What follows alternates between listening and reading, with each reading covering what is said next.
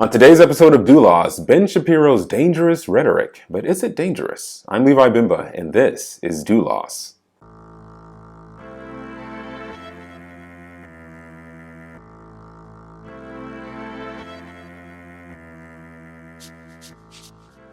So Ben Shapiro is the premier political commentator on the right. He has amassed a huge following on social media. He has about 10 million followers on YouTube and Facebook alone combined. But he's extremely brilliant. He's well-read. He's a clear thinker, articulate, eloquent in his speech. He talks a lot faster than most of us can think because he just has a vast array of gifts from the Lord, and he's using them to promote conservative political and social qualities in the earth. A lot of them that we agree with as Christians because he's getting his information, his foundation is in the Old Testament, which is where we get most of our understanding of life and truth and morality, because more than half of the Bible is written in the Old Testament. So he's not a Christian. He has not accepted Jesus as Messiah, but he does have a grasp of objective truth, of objective understanding coming from God, because God is the one who gave the law to Moses, and he as a Jew believes that. As an Orthodox Jew, I should say, because not all Jews actually believe the Jewish history, their own history. But from someone who has listened to a lot of his podcasts and his speeches and his discussions over the last 7 years or so, he's been extremely consistent in his views from everything from the economy to social, cultural issues to geopolitical issues. So he's been fairly consistent as far as I've listened to him. And even before that, he's been in public life for the last 20 or so years writing. And I think he was the youngest columnist ever to have a syndicated column, nationally syndicated column. So very smart guy, very brilliant guy, and a very gifted guy. But so when the CBC News came out with an article, and CBC is a Canadian broadcast company, they came out with an article talking about how the rhetoric from Ben Shapiro can really lead others to extremist content, to content that really should not be allowed on the internet. It piqued my interest, and I wanted to know exactly what this article said. And he even talked about it on his podcast and gave a pretty good defense about his views regarding what he believes and what he has said over the last several years of his life. So I wanted to read the article and make some comments on it, and even play you a clip of what he had to say regarding some of the comments that came up in the article. So the article is entitled, "It's a Slippery Slope: How Young Men Fall into Online Radicalization." Reed Brown remembers the first time he got sucked in by the algorithm. He was just 13, watching videos after school when YouTube started pushing him to controversial content. Now, I may be picking nits here, but when it says he got sucked in by the algorithm, again, we are sentient beings. We are made in the image of God. We have choices. We have decisions that we make every day regarding what we want to do and what we don't want to do. So when it says this kid got sucked in by the algorithm, he is clicking on videos by his own volition. There's no gun to his head. There's no force that he's being made to go onto YouTube and watch videos for a certain amount of time. He's watching videos that he likes to watch, and he's clicking on videos that seem interesting to him. And the algorithm is just using what he likes and pushing more content to, or showing him more content that he would be more likely to click on based on what he's already been clicking on. So he's not a victim of the algorithm. The algorithm is working as it's supposed to, using the interests and likes of people who are watching videos on YouTube. That's what it's based off of. As time went on, the videos became increasingly extreme, says Brown, who's now 21. It started out pretty benign, he recalls. You're watching something about teen fashion, and then the next thing you know, the algorithm would push you to a Ben Shapiro video. Though Shapiro described himself as a conservative political commentator, his views are controversial, and some are outright discriminatory. He suggested, for example, that the transgender people suffer from a mental disorder. So, again, when you use terms as controversial, discriminatory, extreme, what are these terms based off of? What is the standard that this person is using? I don't know what their standard is. You can guess from what they're writing that they're left of center, at least. So they have views that are based on whatever really, in a sense, feels good for the common man, or feels good for individuals.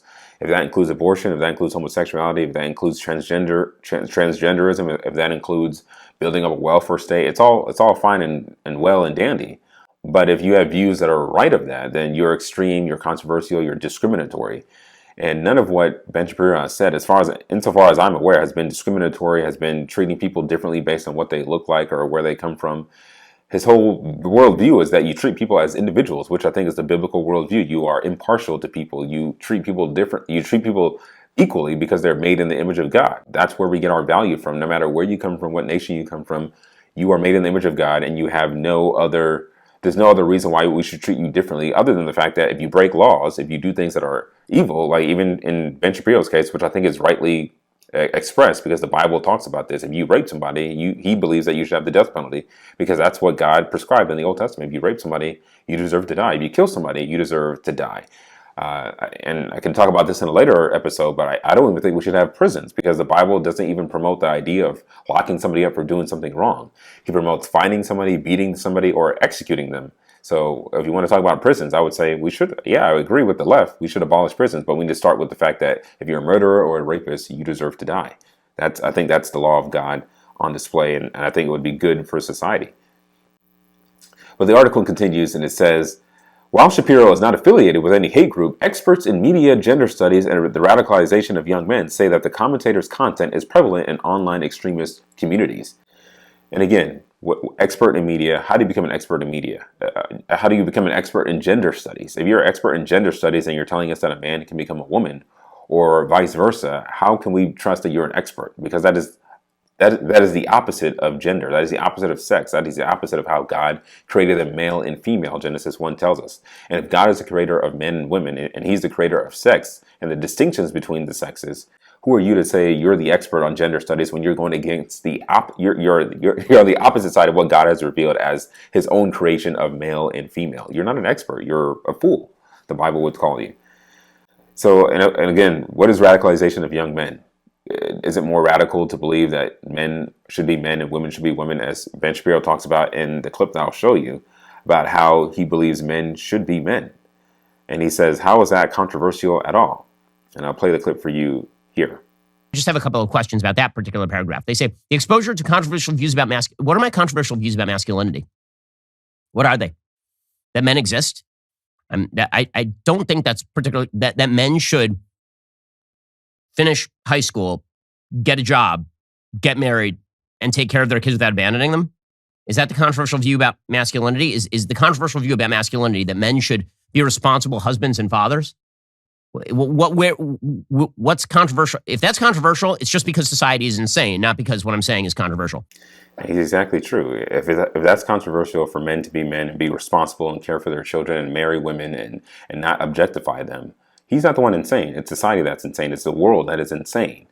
And that does not want to go along with what God has ordained as the right way to live as a man, as a woman, as a child in society. The article continues and says that though TikTok's decision to remove influencer Andrew Tate's account for misogynistic content, the company said violated its policies, put the discussion in the spotlight, the personal stories of people like Brown offer unique insight into the effect the content can have on teen boys. The videos Brown watched as an early teen were often misogynistic, he said, and it started to affect the way he thought and how he interacted with people at school. I remember repeating some sexist attitudes, things about the wage gap, especially when I was hanging out with my guy friends. We were repeating all these things we were seeing on the internet, a lot of sexism and misogyny.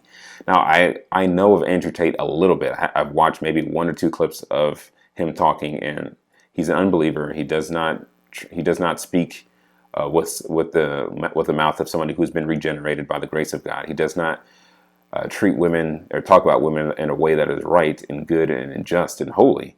So again, if the world's going to use the standard of him being misogynistic, they're probably right, because I would guess that he is, just based on the few clips that I've seen of him. So if they're removing people based on misogyny, I think that's fine. It's their platform; they want to do that. But to label people who have views of men should treat women responsibly, men should love women, men should care for them and honor them, how is that objectifying them? How is that extreme or radical for Ben Shapiro to say something like that? And how is that radicalizing young men? That doesn't make any sense to me at all. And as far as the sexist attitudes about the wage gap, it's not really sexist to say that there's a wage gap. If the wage gap exists, we ask questions as why does it exist? Is it because companies are just wanting to pay women less than men for the sake of doing so? Because if they wanted to do that, why not just hire all women? There's other things at work. Women actually have their own wills as well. They desire to do things that they want to do, and if they want to stay home and start a family, if they want to work less hours than their male counterparts to stay at home with their kids, which I think would be the best thing for women to do, is to stay at home with their children and grow them and care for them and love them the way God again designed it, this is not Levi's opinion, this is what God has prescribed in his word, then there's nothing wrong with that. And if that creates a wage gap, that's not sexism at work. That's just the world at work. And that's how God would have society built at this point in time. So it's not a sexist thing to say that women are being paid less than men unless they're being paid less than men because they're just women. That would be obviously sexism. So again, this is just a picture of how the world is looking at rhetoric that's coming from the right side of the aisle, which generally lines up with what Christians believe regarding men, women, the roles in society, the roles of parents, the roles and the importance of fathers and husbands and wives and mothers, and the relationship between family, children and their parents. All of these things that the right talks about, and especially Ben Shapiro as a religious Jew, and many that work alongside him, like Michael Knowles and Matt Walsh, they say a lot of good things that are true based on what the scriptures say. So we as Christians need to be reminded again that the world is not there to appease us. They are demanding us to acquiesce to what they have to say. And if they can label us extremists, radicals, and justify getting us kicked off of platforms, they're going to do so. And they're already trying to do so. And they're starting with the most prominent people in society, like Ben Shapiro and others who agree with what he says and what he stands for. So we need to be on the alert that we need to be making sure that what we are saying, we're speaking the truth in love, but we're still speaking the truth and recognizing the fact that the world is not going to tolerate what we have to say much longer, especially on these online platforms. So thank you for listening today, and I will see you on the next episode of Do Loss.